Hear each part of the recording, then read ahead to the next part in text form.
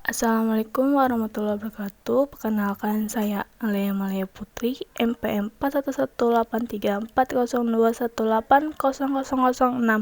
kelas manajemen A Parel 1. Puji syukur kepada Allah SWT atas rahmat dan karunia-Nya yang telah memberikan kita kesehatan. Salawat serta salam tercurah kepada junjungan Nabi Muhammad SAW. Pada kesempatan kali ini, saya akan mempresentasikan tugas rangkuman mata kuliah teori ekonomi dengan materi sebagai berikut. Yang pertama ada kebijakan fiskal dan APBN Indonesia. Yang kedua ada pengangguran dan fenomena kartu siap kerja. Yang ketiga ada kebijakan moneter dan pengendalian uang yang beredar. Yang terakhir ada pertumbuhan ekonomi dan faktor pendukungnya. Baiklah kita mulai. Pengertian kebijakan fiskal dan APBN. Kebijakan fiskal adalah langkah-langkah pemerintah untuk membuat perubahan-perubahan dalam sistem pajak atau dalam pembelanjaan untuk mengatasi masalah-masalah ekonomi.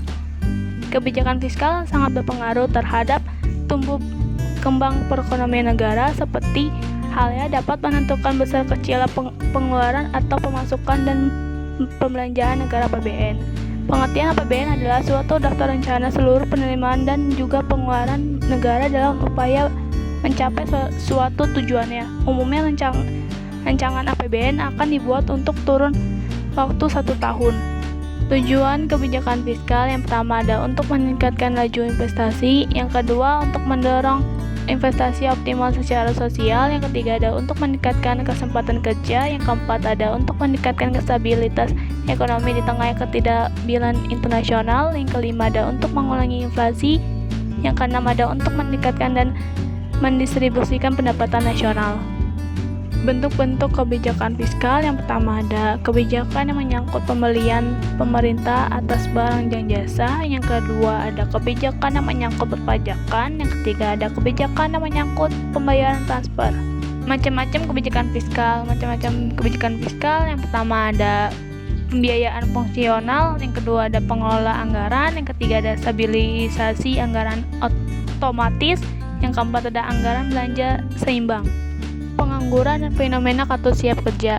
Kemiskinan adalah suatu hal yang terjadi karena masyarakat tidak memiliki pekerjaan dan tidak bisa memenuhi kebutuhan hidup sehari-hari. Kartu prakerja pertama kali diperkenalkan oleh Presiden Joko Widodo dalam masa kampanye pemilihan presiden dan wakil presiden untuk periode 2019 sampai 2024. Kartu prakerja ini dimaksudkan bagi masyarakat Indonesia yang baru lulus sekolah, SMA, SMK, atau perguruan tinggi yang belum memiliki pekerjaan. Sekolah adalah satu-satunya tempat paling strategi dalam membentuk skill dan soft skill seseorang hingga siap terjun ke dunia kerja, mulai dari sekolah dasar hingga ke sekolah tinggi. Namun sayangnya tidak semua masyarakat Indonesia memiliki kesempatan untuk mengenyam pendidikan. Kemiskinan, kebodohan, pengangguran seolah menjadi lingkaran yang tidak pernah terputus.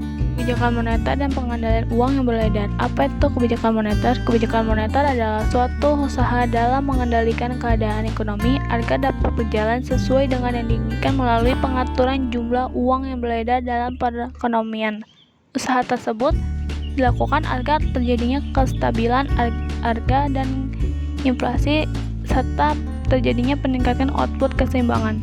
Tolak ukur stabilitas moneter dibagi menjadi 4. Yang pertama ada laju inflasi, yang kedua ada suku bunga, yang ketiga ada nilai tukar mata uang, yang terakhir ada ekspektasi masyarakat. Pertumbuhan ekonomi dan faktor pendukungnya. Pengertian pertumbuhan ekonomi. Pertumbuhan ekonomi adalah proses perubahan kondisi perekonomian suatu negara secara berkesinambungan menuju keadaan yang lebih baik selama periode tertentu. Pertumbuhan ekonomi dapat diartikan juga sebagai proses kenaikan kapasitas produksi suatu perekonomian yang diwujudkan dalam bentuk kenaikan pendapatan nasional. Demikian presentasi tugas rangkuman teori ekonomi yang saya sampaikan. Mohon maaf jika masih ada kekurangan dan kesalahan.